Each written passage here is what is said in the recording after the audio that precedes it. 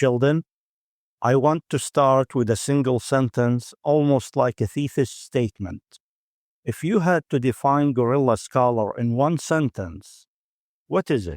It's someone who does scholarship outside of the traditional context of a university. That's a strong definition. I'm going to hold on to it as we move through the conversation. Welcome to Reading the World. Each episode, we take one question at a time, carefully, clearly, and without shortcuts.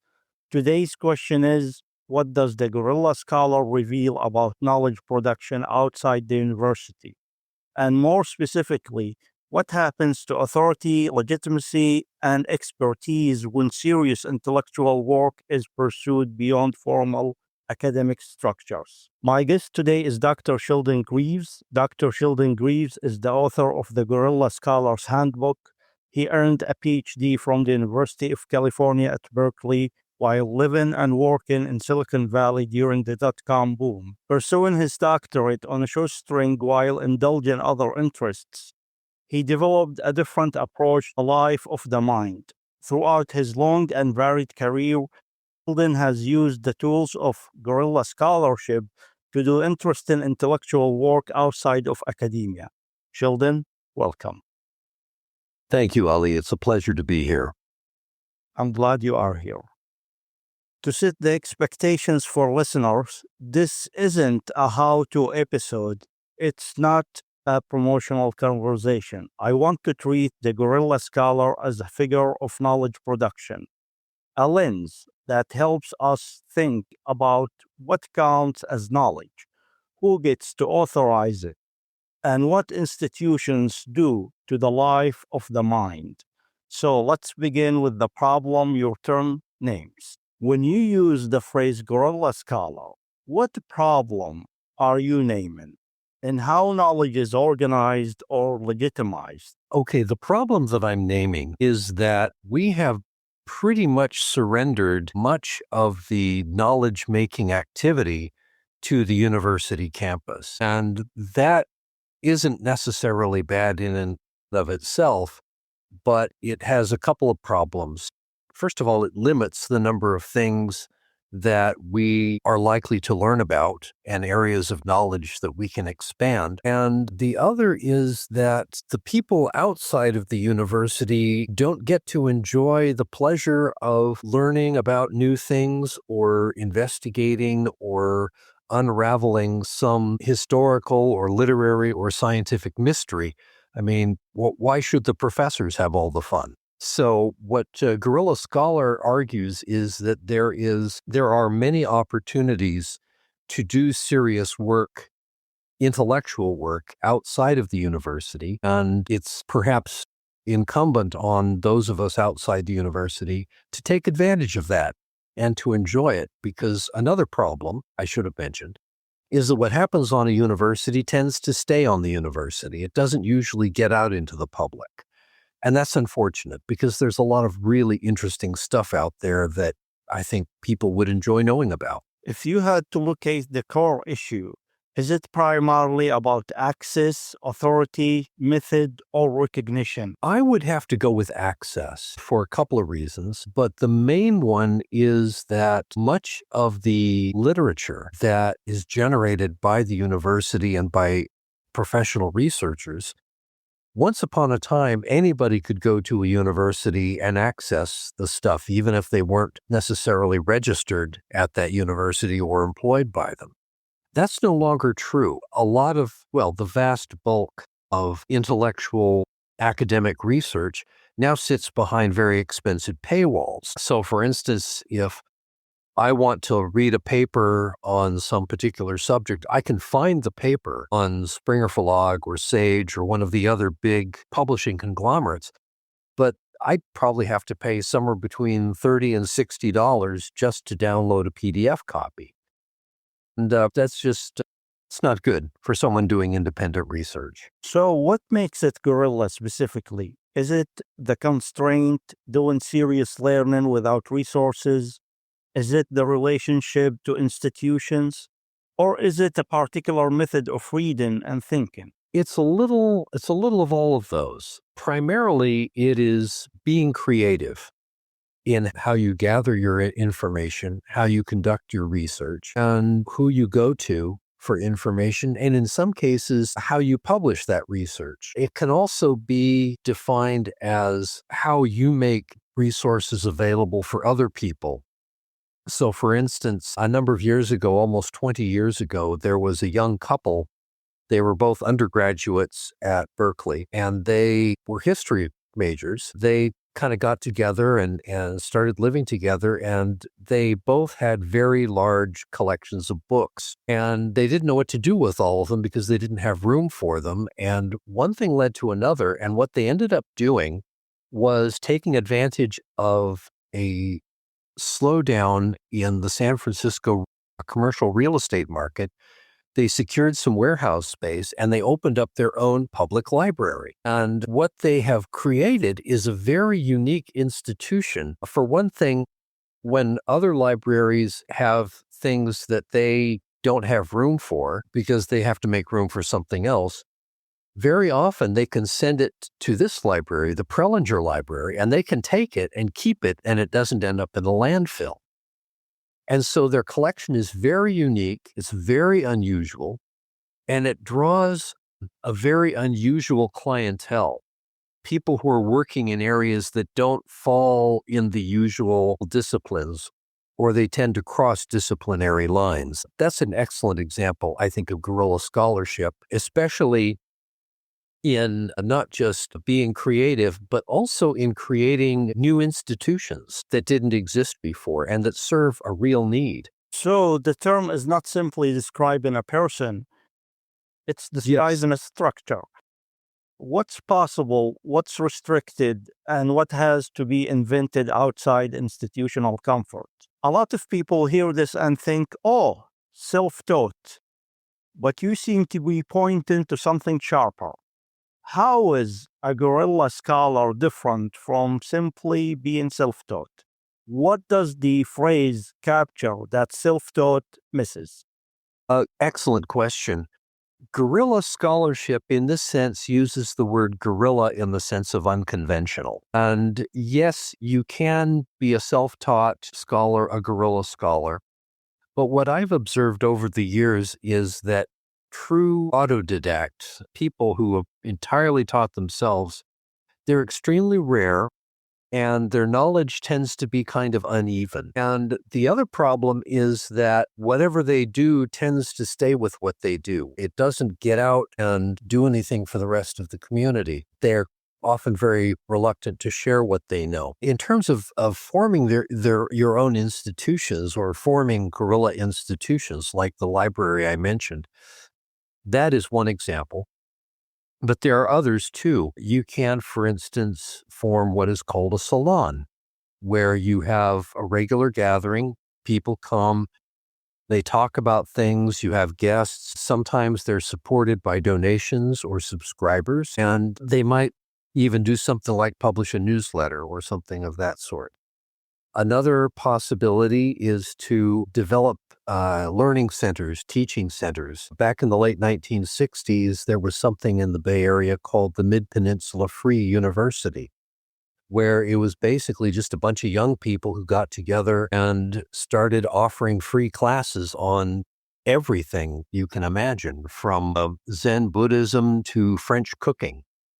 And it was actually quite successful for about 4 years. They made some really interesting inroads. Another possibility, and this kind of surprises people, is that it is possible, difficult but possible, depending on which state you live in, if you're in the United States, to create a learning institution and then have that institution state approved as a university and actually offer classes for college credit and degree programs.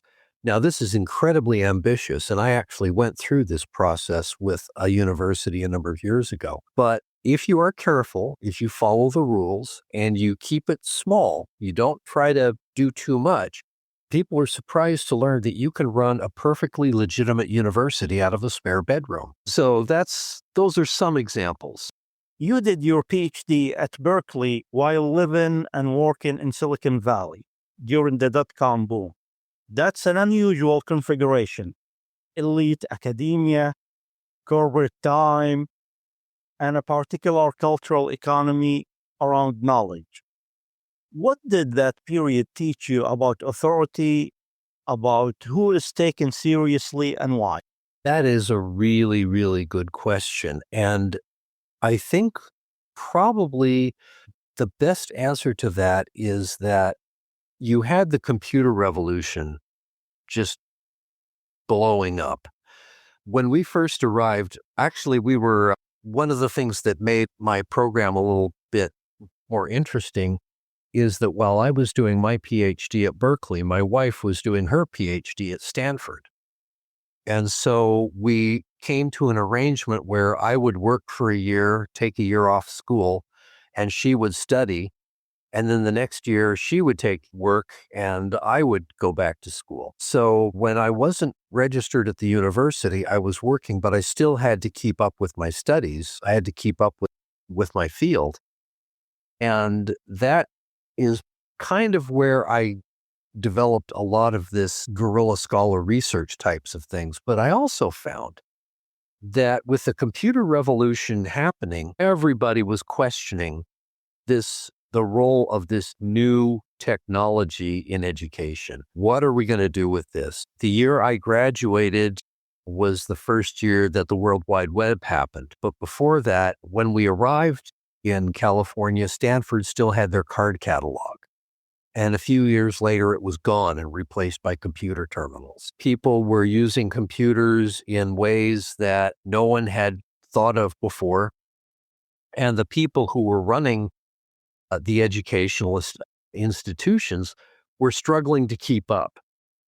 And so authority tended to be driven by how technically savvy you were. And you also had a lot of people in the computer industry who were questioning what constitutes the kind of education that people are going to need with this new technology. When we do this, do we really need to know how to do this or that, or do we need to read the things that we're typically told we need to know how to read? Another problem, I guess you could call it that, is that while I was in my working years, not going to school, I was drawn to all these really interesting things that were happening around me.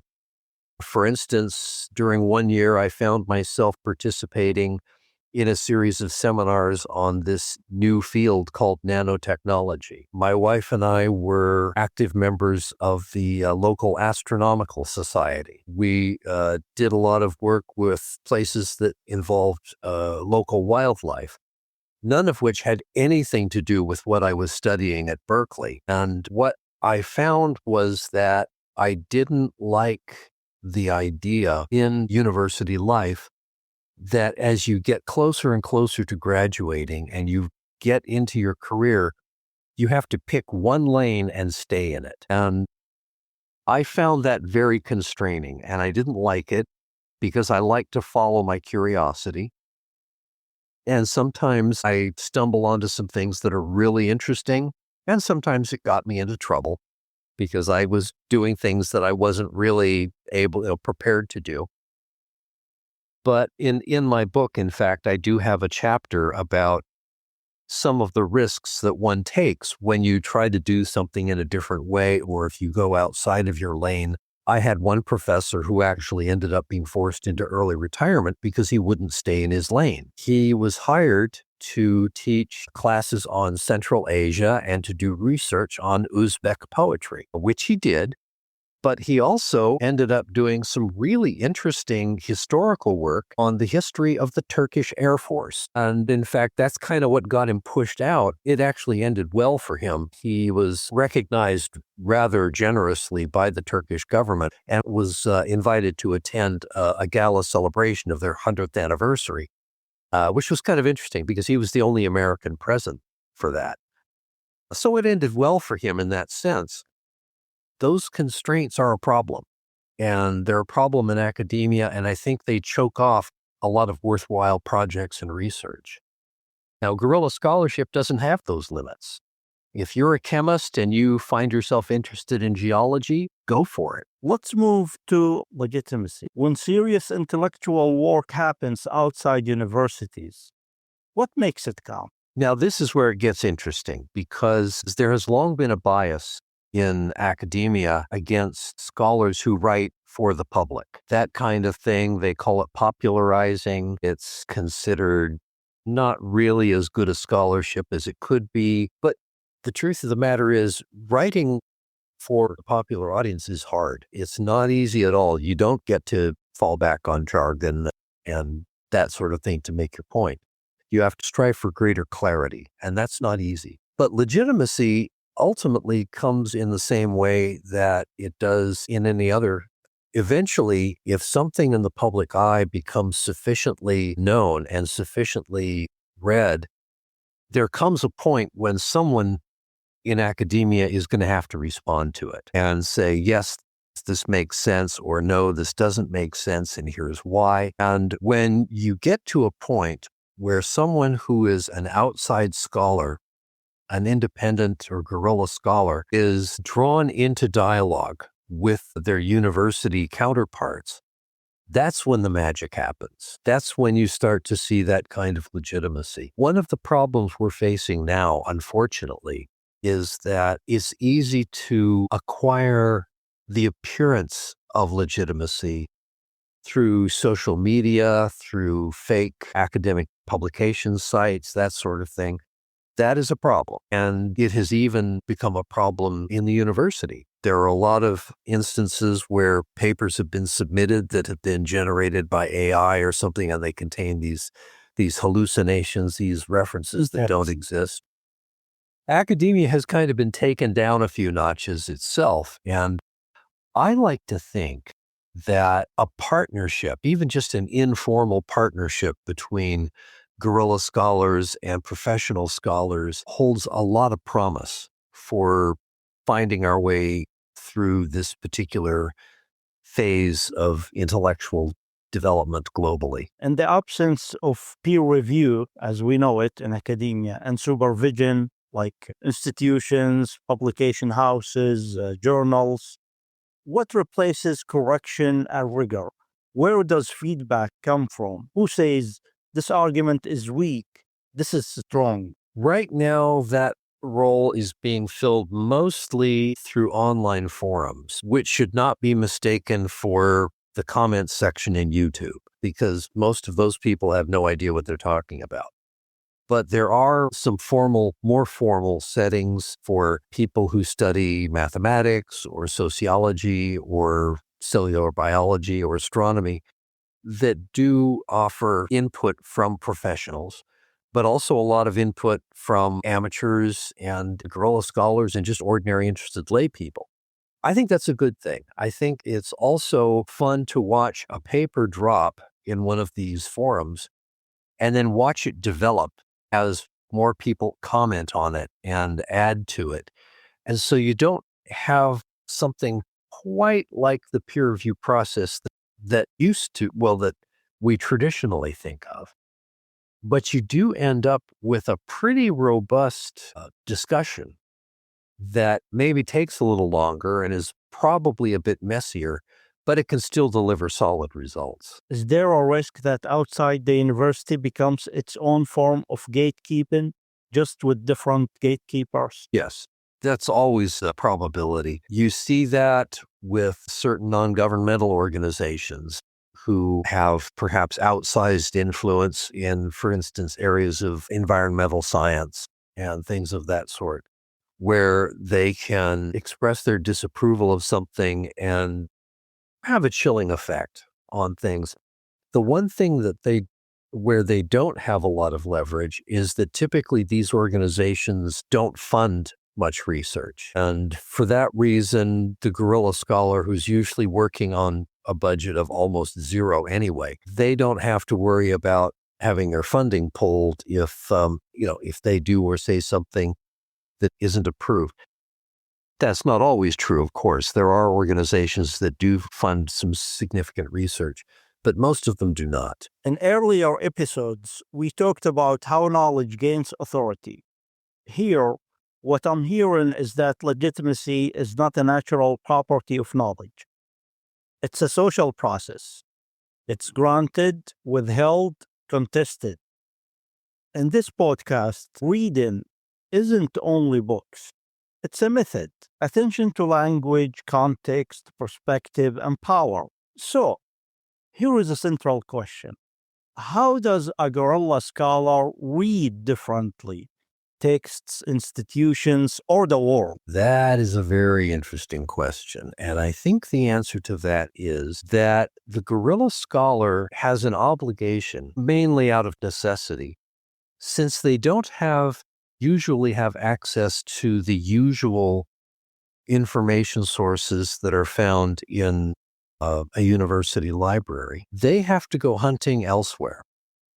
And sometimes you can find sources of information that most people don't even know exists. I recommend to people, for instance, that they go visit their public library and they go to the reference librarian and ask him or her, show me 5 information resources that you really like, but that most people don't know exist. And if you're lucky, they'll stop at 10 or 11 because there's just so many things out there, indexes and guides. And for instance, there's a website called encyclopedia.com, and they have something like 200 different encyclopedias that you can consult for free. Most people have no idea that that's possible. Another thing that a guerrilla scholar can do that other scholars might not do is take advantage of something here in the United States. The Government Accounting Office keeps a list of experts that the government consults on any number of different subjects, and they will, if you ask, give you the names of some of these experts if you have something that you're interested in learning about. Now, you can go and read up, for example, on salmon populations in Idaho or copyright laws in Argentina, but if you can talk to an actual live expert, they can give you absolutely the up-to-the-minute latest information that might not have appeared in a peer-reviewed journal or even a weekly publication. So it's finding stuff that the other people don't know about, and that's a real win when you can do that. Give me another practice. When you approach a difficult text, something dense, technical, or culturally distant, what do you do that most people don't? First thing I do is I slow down. I take my time. I read through the abstract. If I have trouble with the abstract, I just start looking up words. If that isn't much help, nowadays I have attempted using AI, taking some of the and say, please rephrase this in a way that an 8th grader will understand. And then it does. And if there's still trouble, I say, well, now, can you explain this? Can you explain that? Take your time. And if I still have trouble with it, I find someone who does know what this paper is about. And for the cost of a cup of coffee, maybe I can get them to explain it to me in a way that I can understand. And that's when you know you've got real expertise. A real expert can take something difficult and explain it in a way that you can understand. I've discovered that when I write something for myself or for whatever purpose, I ask myself, if I read this to my mother, would she understand? And if the answer is yes, it's probably well written. That's one of the problems with a lot of academic papers is that they're not well written. They're very opaque, but you just have to be persistent. One thing about guerrilla scholarship that you learn is that everything is going to take longer, and you just have to get used to that. So, a follow-up. What does that practice train you to notice? What kinds of claims start to look suspicious or incomplete once you read this way? Now, that is an important question because there have been a large number of fake academic papers that have been out there. I believe it was Springer for Log just a few years ago. They had to withdraw something like 2,000 papers that had been submitted in the last few years. It's amazing. And when people were looking at them, they read them and they didn't say anything. They were gibberish. So that's kind of an easy giveaway. Another thing I do is I look for typos. If I see more than maybe 2 or 3 typos on a page, I figure this is not a good article. I'm not going to bother with this. If there's a subject that I'm trying to get into, one trick that I like to use is I like to go to several encyclopedias. And as I mentioned, there are a lot of encyclopedias out there, and your local librarian can help you find even more. And I look up maybe 5 or 6 articles on the same subject. And then I go to the end of each article, and at the end of each article, there's usually a short bibliography. And I look for whatever books or papers get mentioned in like half or more of the bibliographies. And I figure, okay, that's what the experts are turning to. That's where I'm going to start. That way you can pinpoint what's the really authoritative go-to source for whatever it is you're studying. So, where does slow reading matter most today? And what do we lose when learning becomes purely efficient, when it becomes summarization rather than interpretation? Slow reading, I think, is most important when you're dealing with literature, art, reading material for art's sake. You cannot speed read Shakespeare. That is a sin. You cannot just skim over the great poets. You can't skim over Homer or anything like that, or the sacred texts, the Bible, the Quran. Don't try to read those quickly. One of the problems that we have is that we're so fixated on the content that sometimes we miss the artistry, the care, the crafting that goes into a great piece of literature. When you read too fast, one of the things that you lose, frankly, is pleasure, is the joy of it, the fun of it.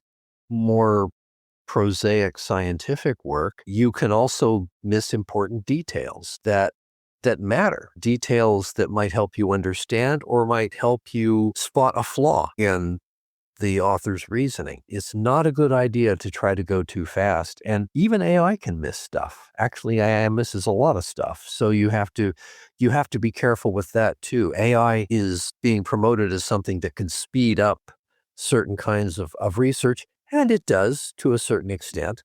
But then if you're asking it for output, you also have to check the output. And sometimes the time spent there for that, you might as well just read the thing yourself. That's true. Independent learning often sounds solitary, but your pitch emphasizes communal learning.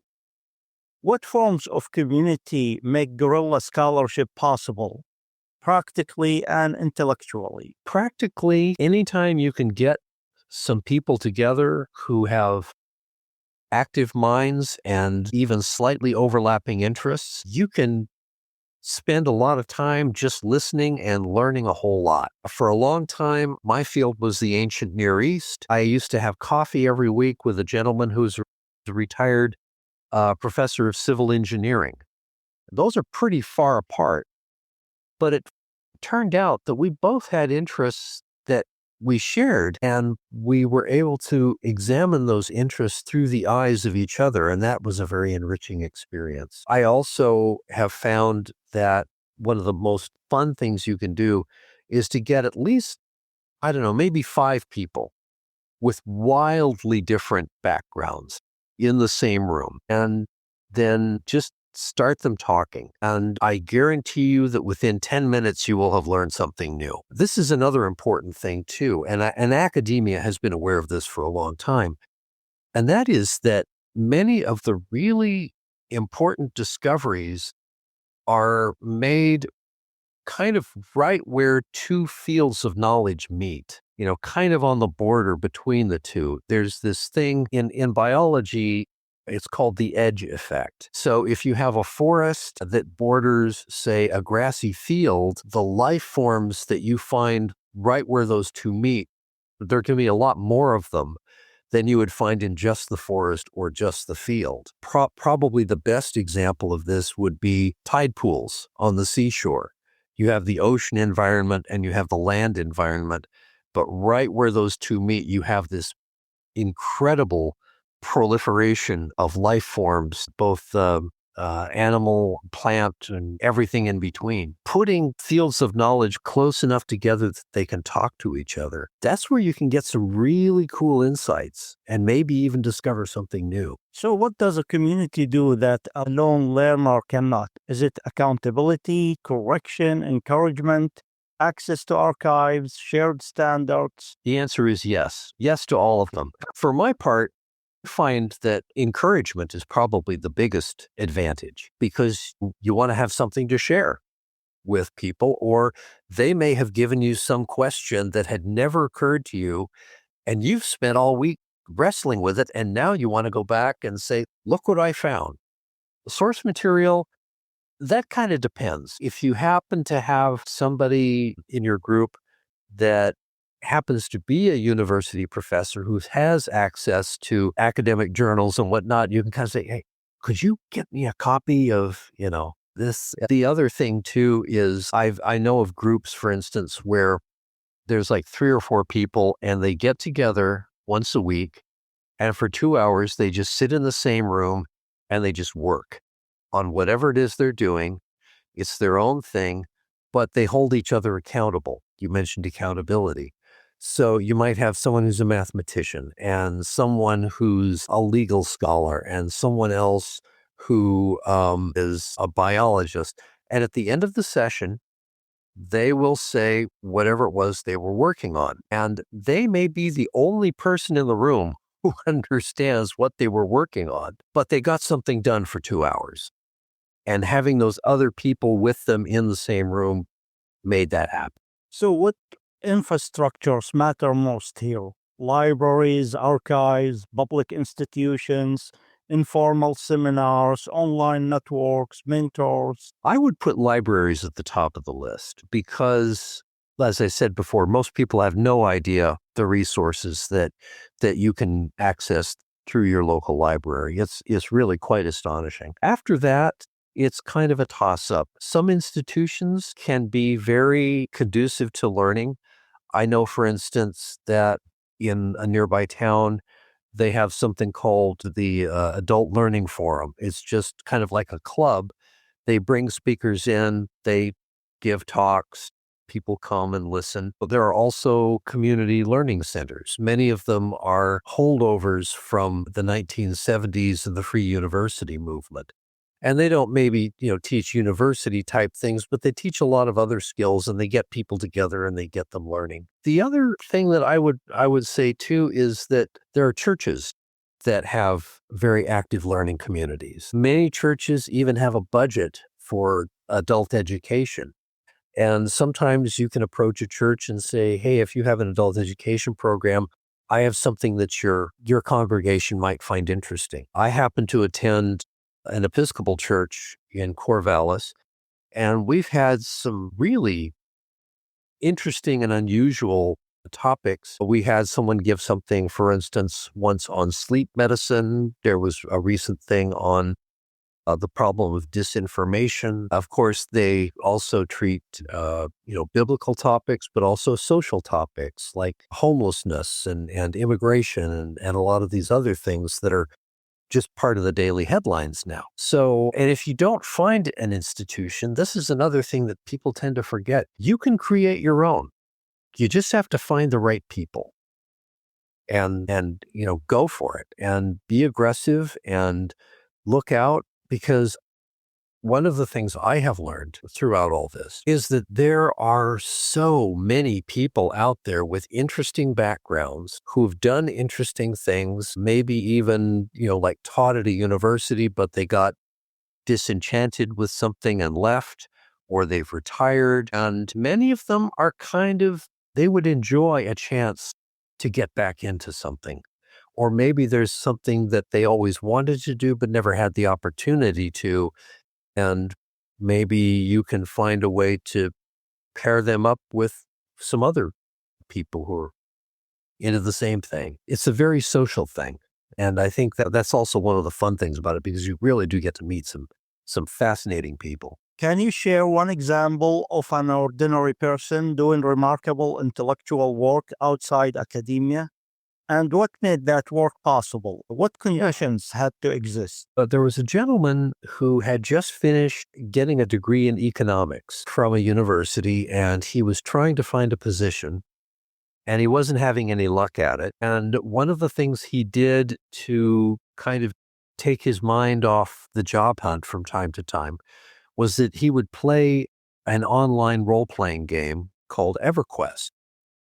And one of the things that was in EverQuest is that you can go around and you accumulate things like a magic sword or an axe or a horse or whatever. And the value of these items was measured in what they called platinum pieces. And the other interesting thing about this game is that you could go online, and if you encountered another player, if you wanted to, you could take one of your objects and give it to the other player, and it would be theirs. They wouldn't have to fight a monster for it or whatever. So he did this for a while, and then one day on eBay, he discovered a forum where people who were getting out of the game or just needed to raise some money were taking items that they had acquired in EverQuest, and they were selling them on eBay to other players for real money. And what he realized, being an economics major, was that he was looking at a currency exchange, a real live currency exchange. So he sat down with a spreadsheet and he started going through these forums and looking for records of sales and cataloged several hundred of them. And what he discovered was that the EverQuest Platinum piece was something like the 42nd strongest currency on the planet. And what this led to was a very innovative and frankly groundbreaking method of using these kinds of large, massive multiplayer role-playing games as a way of studying economic systems. And at first, the academics just kind of went, oh, please, let's stick to what's real.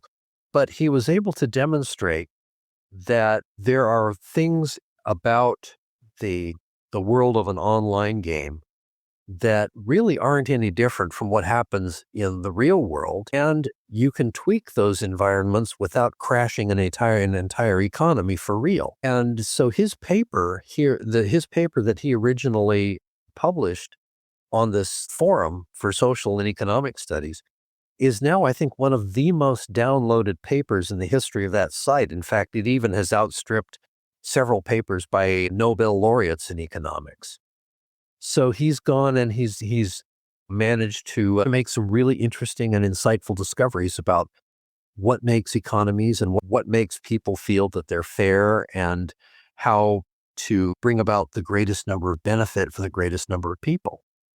So I think that's a good example. And he didn't have a university to help him do that. Now I want to go to the hard part, because it's where the concept becomes serious. Where does the Guerrilla Scholar model struggle or break down? The Guerrilla Scholar model struggles when you are trying to deal with problems that require very specialized and expensive equipment. For example, back in 1956, there was a gentleman who managed to build the world's most powerful atom smasher in his backyard garden shed. You can't do that now.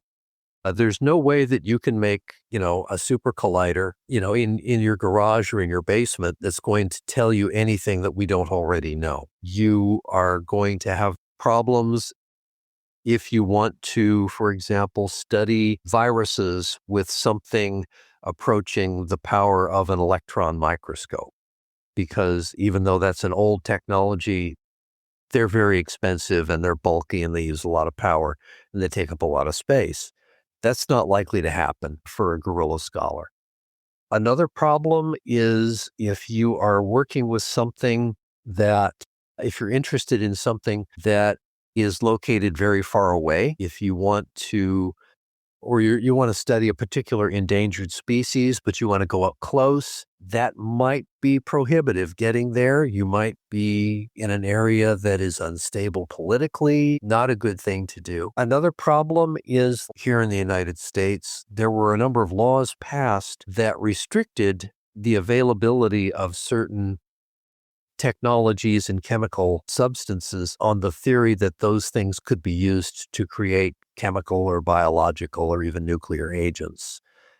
So that some of those laws are still in force. So for instance, in the state of Texas, it is technically a Class A misdemeanor to own an unregistered Erlenmeyer flask. That's the cone-shaped flask. If you own one of those and it's not registered, that's a misdemeanor.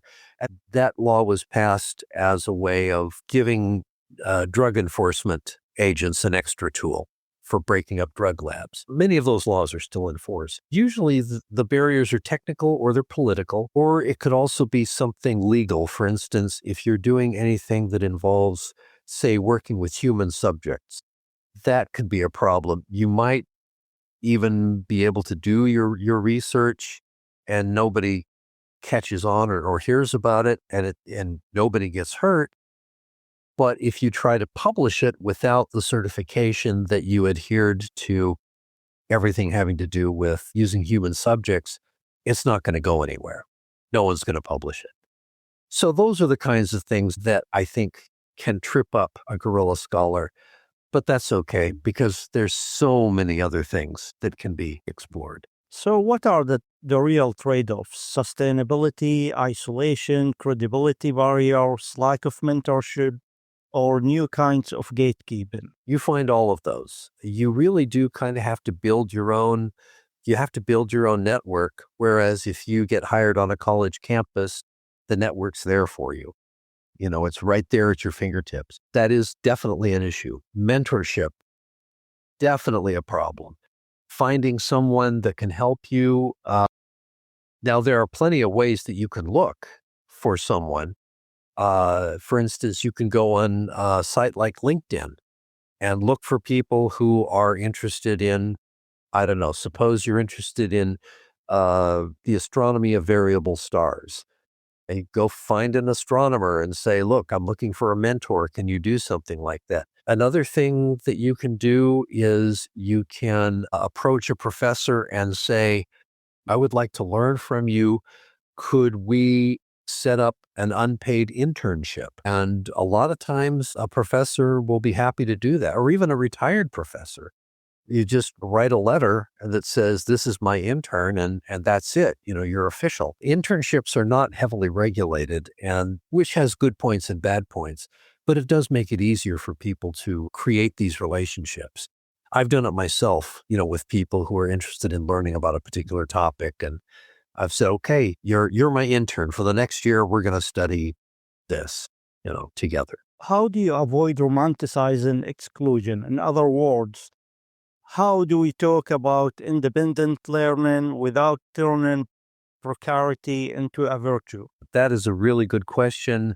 No one has asked that before, and I wish they had, because I have encountered people who wear their independence so flagrantly and so arrogantly that they're almost impossible to work with. I have found that they tend to weed themselves out of a lot of learning communities, or they're only able to assemble a very small cadre of people in their own network. This is one of the things about guerrilla scholarship, is that unlike in academia, you kind of have to be nice. You kind of have to have some humility. Tackling a tough subject on a shoestring is a great way to develop humility. What would you say to someone drawn to this path who lacks time, stability, or resources? Not advice, more like a framing. What should they understand about the costs and conditions? There are costs, there are conditions. It's going to take a lot of work. It's going to be frustrating. You may find yourself starting down one particular disciplinary path and then suddenly ending up going somewhere else. I would say be open to opportunities, because they will turn up from time to time. Find people who can support you with either encouragement or in some other way. Understand that it's going to be different. It's going to be slow, sometimes painfully slow. Sometimes it will be expensive if you are doing something that requires money, and finding money is going to be a problem.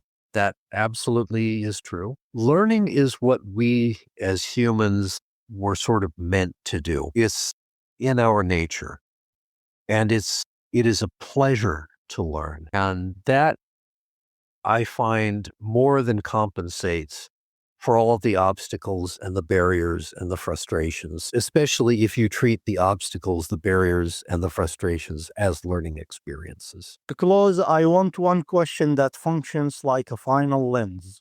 What assumption about learning or knowledge would you most like listeners to leave unsettled? I would like to leave them with the idea that they are all capable of learning things and doing things that they didn't think they could. There is a quote by Stephen Jay Gould that I'm really rather fond of. He said, I am less interested in the weight and convolutions of Einstein's brain than I am in the near certainty that people of equal talent have lived and died in cotton fields and sweatshops. Sheldon, thank you.